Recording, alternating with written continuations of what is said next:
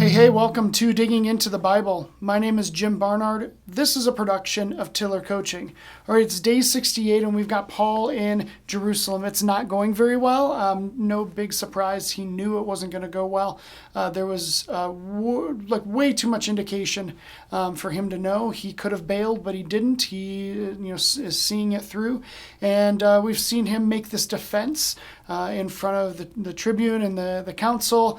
There's an angry mob. Things are really getting out of control, and it's just not looking good. It's really feeling a lot like Jesus towards the end. And so, today's story is kind of crazy. I think we should just go ahead and do it. With that as the backdrop, let's go ahead and dig in. This is Acts chapter 23, starting at verse 12. When it was day, the Jews made a plot and bound themselves by an oath neither to eat nor drink till they had killed Paul. There were more than 40 who made this conspiracy. They went to the chief priests and the elders and said, "We have strictly bound ourselves by an oath to taste no food till we have killed Paul. Now therefore, along with the council, give notice to the tribune to bring him down to you, as though you were going to determine his case more exactly, and we are ready to kill him before he comes near." Now the son of Paul's sister heard of their ambush, so he went and entered the barracks and told Paul. Paul called one of the centurions and said, "Take this young man to the tribune, for he has something to tell him." So he took him and brought him to the tribune and said, "Paul the prisoner called me and asked me to bring this young man to you, as he has something to say to you."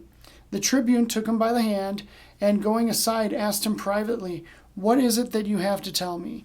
And he said, "The Jews have agreed to ask you to bring Paul down to the council tomorrow, as though they were going to inquire somewhat more closely about him. But do not be persuaded by them, for more than 40 of their men are lying in ambush for him, who have bound themselves by an oath to neither eat nor drink till they have killed him. And now they are ready, waiting for your consent." So the tribune dismissed the young man, charging him, "Tell no one that you have informed me of these things." All right, so they're really not going to eat until they kill Paul? That just seems excessive. Probably not, smart. I don't know. I've never tried to kill anyone, but it seems like an activity that you would want to keep your strength up for.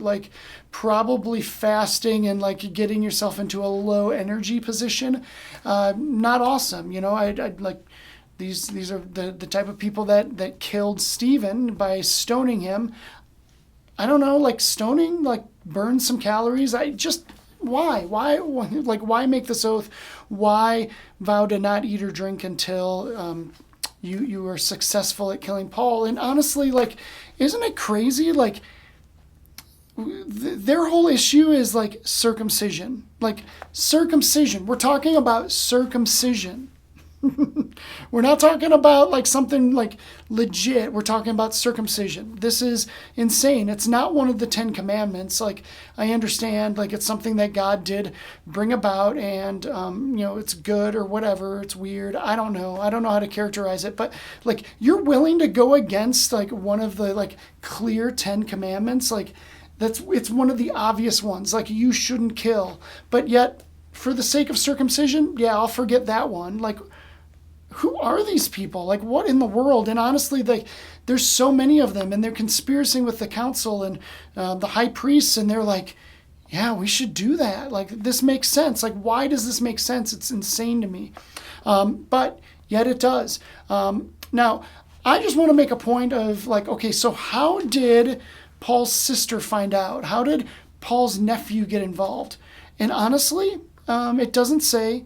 I wish it did, because it would be just great if it was a rumor that was going around. But don't you think the Holy Spirit was involved? Because I absolutely do. He's been pretty consistent so far in the book of Acts.